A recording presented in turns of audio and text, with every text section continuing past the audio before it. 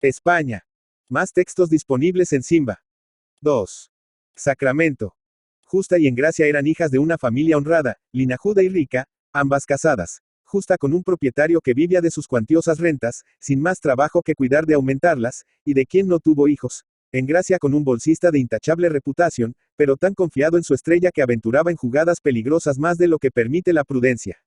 De este matrimonio nacieron dos niñas, María de la Soledad y María del Sacramento. A poco de cumplir 22 años la primera y uno más la segunda, su padre quedó alcanzado en una liquidación de fin de mes, y no pudiendo cumplir los compromisos contraídos, se suicidó de un pistoletazo. Engracia murió de pena algunos meses después, y Justa, mediante la cariñosa conformidad de Luis, su marido, se hizo cargo de las dos sobrinas huérfanas, doblemente impulsada, primero por cierta natural bondad, no incompatible con su dureza de carácter, y luego por el firme convencimiento de que las dos muchachas no podían decorosamente vivir solas. Para Justa y Luis el decoro era la mitad de la vida. Estaban persuadidos de que el error y el pecado son inherentes a la naturaleza humana, y de que la disculpa y el perdón forman la gloria principal con que el bueno se aventaja al malo, pero con el escándalo no transigían nunca. La opinión del prójimo, si no valía, importaba a sus ojos tanto como la misma virtud. Temían más al comentario y la maledicencia que a la falta, siendo partidarios acérrimos del refrán que dice, pecado ignorado medio perdonado. Con tales ideas no habían de permitir que sus sobrinas viviesen solas. Soledad y Sacramento no parecían hermanas. Eran sus cualidades morales tan diferentes y sus tipos tan opuestos, que quien ignorase la honradez de su madre pudiera suponerlas engendradas por dos amores distintos. 3. Soledad era alta, gallarda, de tez trigueña, con pelo y ojos negros, boca de labios gruesecillos, tan rojos que parecían una flor de sangre. El seno levantado y firme, el talle esbelto, el andar airoso, las actitudes y posturas animadas por un encanto singular que se desprendía de su figura como un efluvio turbador y excitante, y en rara contradicción con este aspecto provocativo, era fría, indolente, predispuesta a la mansedumbre y la bondad, capaz hasta de ternura, pero refractaria al apasionamiento y la vehemencia. Como si tuviese adormilados los sentidos y en su alma tranquila solo pudieran hallar eco los sentimientos dulces y apacibles. Sacramento no era hermosa, sino bonita. Pequeña, delgada, extremadamente blanca, los ojos de un azul muy claro, los labios finísimos, tan pobres de color que parecían exangües, los brazos débiles, el talle largo, el pecho apenas pronunciado, todo el cuerpo menudo y gracil, como de adolescente que no ha llegado a su completo desarrollo.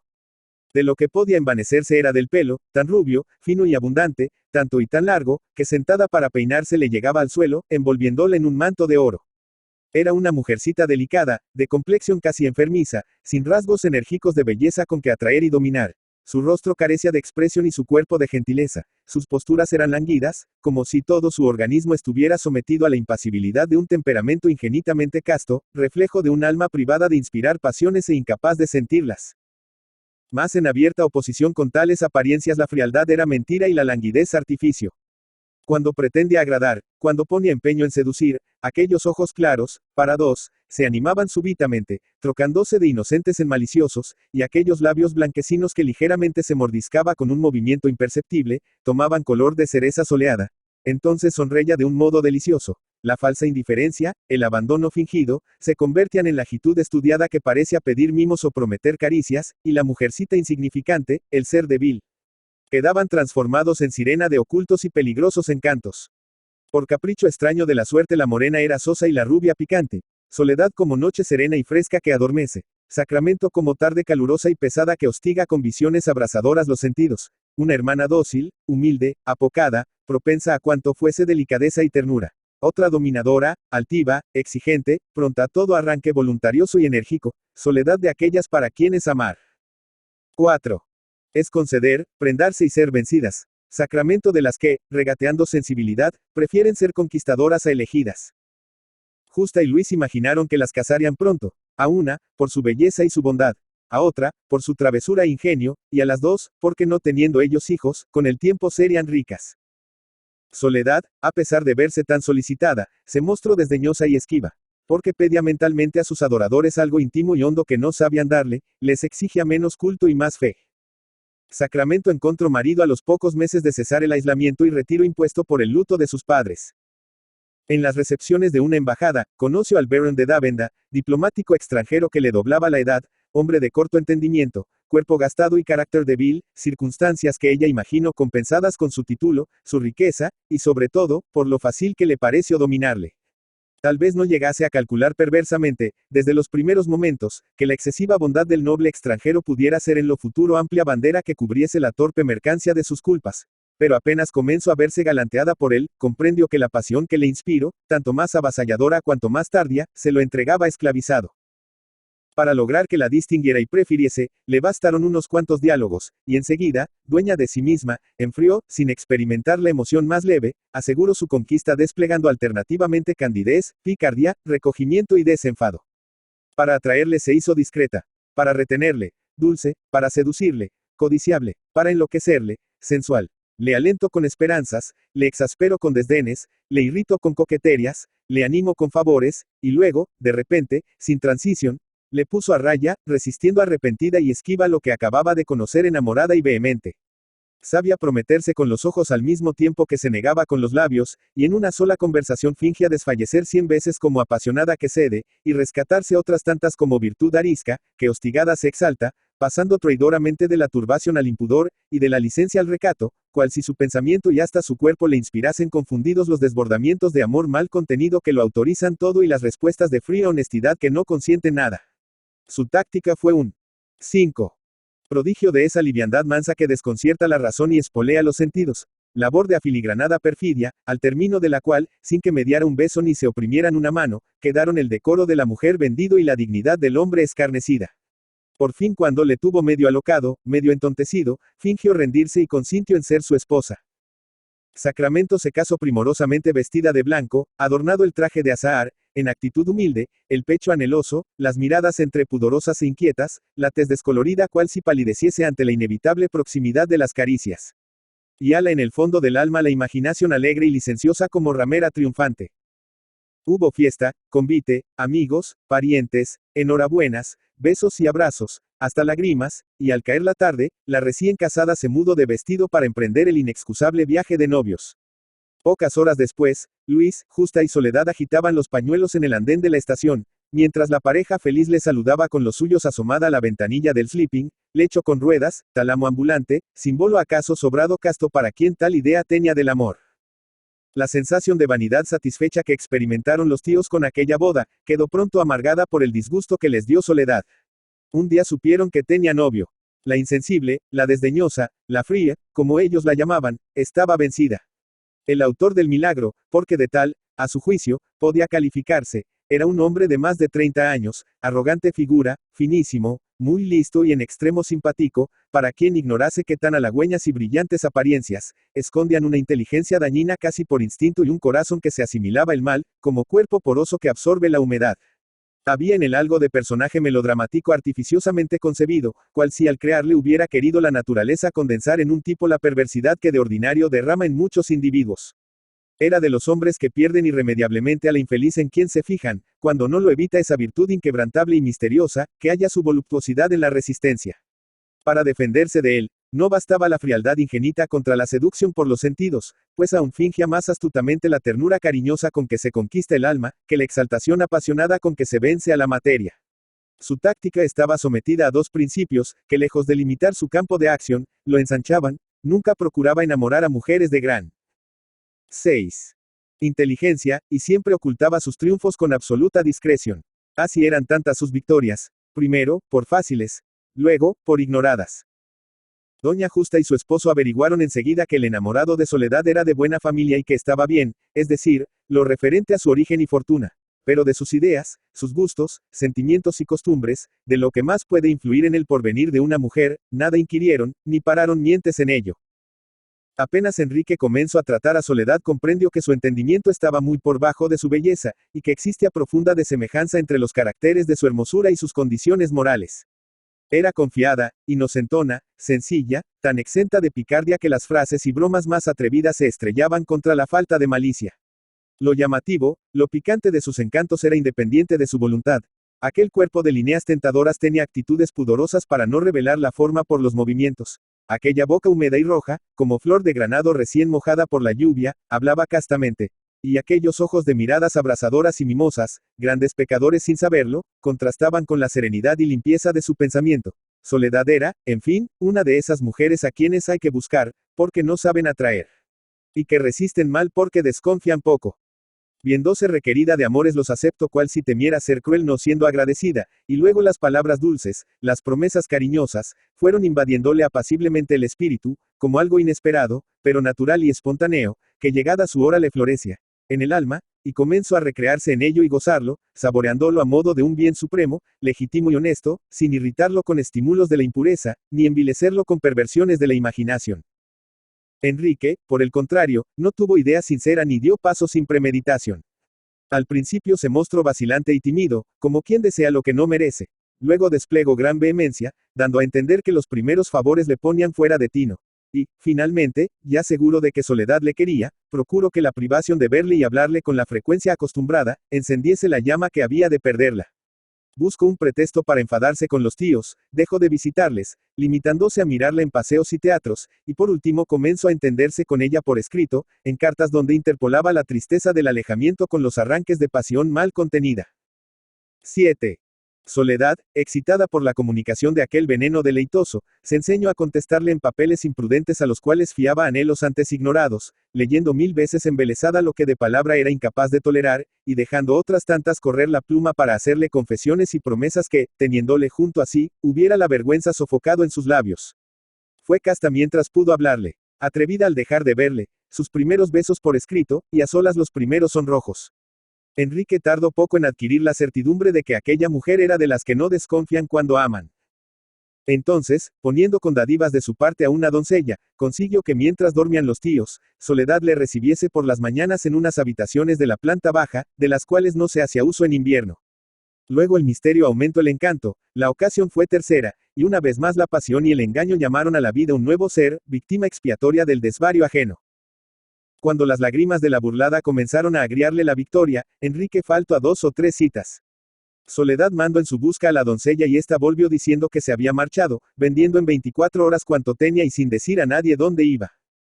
La infeliz vio la traición tan clara como imagino haber visto la felicidad, sufriendo al par la vergüenza de la falta y la humillación del abandono. Doña Justa y don Luis, a quienes le fue forzoso confiarse, anduvieron relativamente parcos en recriminaciones, pero crueles e inexorables en punto a la energía necesaria, para ocultar las consecuencias de la seducción. Con pretexto de renovar el arriendo de unas fincas, partieron, acompañados de Soledad, fijaron su residencia en un cortijo que poseían en tierra de Andalucía y allí permanecieron el tiempo preciso. Luego, gracias a la influencia y poder que su riqueza les daba en la comarca, hicieron que el recién nacido pasase por hijo de un matrimonio de su servidumbre, gente pobre que vio con ello asegurada la fortuna, y restablecida Soledad, tornaron a la corte los tres, quedando el motivo del viaje ignorado. Y el decoro a salvo. En vano rogó la infeliz que la dejasen allí, sin más recursos que los 8.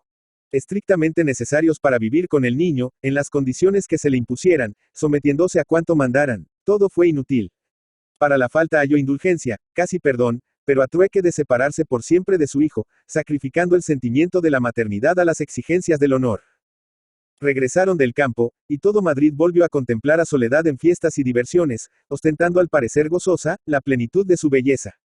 No había otra tan elegante, tan gentil y gallarda. Lo que nadie sabía era que iba por fuerza, contra su voluntad, por falta de valor para rebelarse contra aquella exhibición brutal y dolorosa. Lo que nadie podía sospechar era su vergüenza íntima, su mortificación al fingir pudores e ignorancias, cuyas mentiras la envilecian a sus propios ojos, abrasándole con un fuego sucio la conciencia. No guardaron proporción la falta y el modo de expiarla. Fue víctima 2 veces sacrificada al egoísmo ajeno. Una para satisfacer la ilusión del amor, otra para contribuir a la comedia del decoro, llegando en medio del dolor a tal punto su pureza de pensamiento, que jamás acarició la idea de engañar a un hombre para encubrir su desventura. El viaje de Sacramento y su marido duró más de 1 año, al volver estaban ya desavenidos. En un principio el Baron, como caballero que repugna publicar su desacierto, transigió con las que llamaba genialidades y ligerezas, luego trató de ocultarlas, y cuando ni esto pudo, fingió ignorarlas. Por no separarse de su mujer, a cambio de las migajas de su amor, sufría aparentando desconocer su vilipendio, se burlaba de otros maridos infortunados, pretendiendo garantizar con la osadia la falta de vergüenza. hizo papel de engañado, y así, insensiblemente, fue pasando de la debilidad a la costumbre y de la costumbre al envilecimiento, hasta ser un ejemplar extraordinario, un caso de ceguera moral inverosímil y absurdo. Porque Sacramento no cayó al adulterio arrastrada por la pasión tardía y avasalladora que acaso puede perdonar cierta soberana grandeza de alma. Fue el tipo complejo de la medio malvada, medio enferma, a quien no se mata por infame sospechando que pueda ser irresponsable. Al fin, vencido, y lo que es más triste, resignado, prescindió de ella. Siguieron viviendo bajo el mismo techo, pero en habitaciones independientes, separados de común acuerdo, él, sin consuelo a su amargura, ella sin freno a sus desórdenes. Y cuando ya este apartamiento era público, cuando ni amigos ni parientes, ni conocidos lo ignoraban. 9. Sacramento tuvo un hijo, que, según las leyes, fue bautizado como heredero del nombre cuya deshonra confirmaba. No se alteraron por ello la paz ni las costumbres de la familia. El Baron tardó poco en hacerse a la idea de que era padre, Sacramento continuó en sus aventuras, Soledad sujeta a la inflexible voluntad de los tíos, y estos habituados por igual a las liviandades de la sobrina casada y a la humilde docilidad de la soltera. En el corazón de Soledad se alzaban, sin embargo, de cuando en cuando, protestas contra aquella privación del hijo que le parecía la amputación de parte de su alma. Una tarde de invierno, las dos hermanas paseaban a pie por las alamedas solitarias de la Moncloa. Sus pasos resonaban sobre la arena endurecida por las heladas, el viento arrancaba de las ramas las últimas hojas secas que revoloteaban como avecillas de oro, la atmósfera de una limpieza incomparable dejaba ver en la lejanía las masas violáceas de la sierra y hacia poniente unas ráfagas de nubes rojas y anaranjadas parecían incendiar el arbolado de los cerros. Sacramento iba sonriente, locuaz, deleitándose en respirar, como excitada por la viveza del aire. Soledad callada, distraída, viendo las cosas sin mirarlas, oyendo, hablar a su hermana sin fijar la atención. A corta distancia le seguía un carruaje y a pocos pasos les precedían un niño y un lacayo, el primero lujosamente vestido, y el segundo ocupado en ir cortando los tallos y la hojarasca de una vara para que el chiquitín jugase. De pronto, Sacramento, preguntó a su hermana. Pero mujer, ¿qué tienes? Parece que vas tonta. Entonces Soledad, obedeciendo a un impulso involuntario, alteradas de súbito las facciones por la ira, cogió del brazo a Sacramento, y señalándole con la otra mano al niño que iba delante, dijo ásperamente. No es inicuo que tú puedas salir a la calle con esa criatura y yo ni aún pueda decir que tengo hijo. Yo, contestó la adúltera con la mayor naturalidad, soy casada. Y haciendo por broma con su nombre un juego impío de palabras, añadió. 10. Ya ves, me llamo Sacramento. Soledad, con un mohín despreciativo, repuso. Tienes razón, lo mismo podrías llamarte salvoconducto. 11. Jacinto Octavio Picón. Jacinto Octavio Picón Bouchet, Madrid, 8 de septiembre de 1852 Ibidem, 19 de noviembre de 1923, fue un escritor, pintor, crítico de arte y periodista español, sobrino del dramaturgo y libretista de zarzuelas José Picón. Trabajó como corresponsal literario en El Imparcial, a donde envió crónicas sobre la Exposición Universal de París en 1878, colaborando después en El Correo, órgano político de Sagasta y en la Ilustración española y americana. Permaneció en París hasta el otoño de 1880. Su labor. 12. Periodística se proyectó también en la Europa, El Progreso y en los Madriles, y fue colaborador de la Revista de España, El Cuento Semanal, Los Contemporáneos, La Esfera y otras muchas publicaciones. Lázaro, casi una novela, 1882, fue su primera narración extensa, sobre la crisis de un joven sacerdote. Después fueron sucediéndose por este orden las novelas La hijastra del amor, 1884, Juan Vulgar, 1885, El enemigo, 1887, La honrada, 1890, Dulce y sabrosa, 1891, Sacramento, 1910, Juanita Tenorio, 1910, y Sacramento, 1914, su última novela. En 1884 fue elegido secretario primero de la sección de literatura del Ateneo. Escritor costumbrista, destacó en la narración corta, con colecciones como Novelitas, 1892, Cuentos de mi tiempo, 1895, Tres mujeres, 1896, Cuentos, 1900, Drama de familia, 1903, o Mujeres, 1911. Formado en la ideología liberal francesa del naturalismo, en su narrativa plantea a menudo un punto de vista femenino un tanto ingenuo para algunos y beligerante, feminista para otros, así en su novela Dulce y sabrosa, 1891. 13.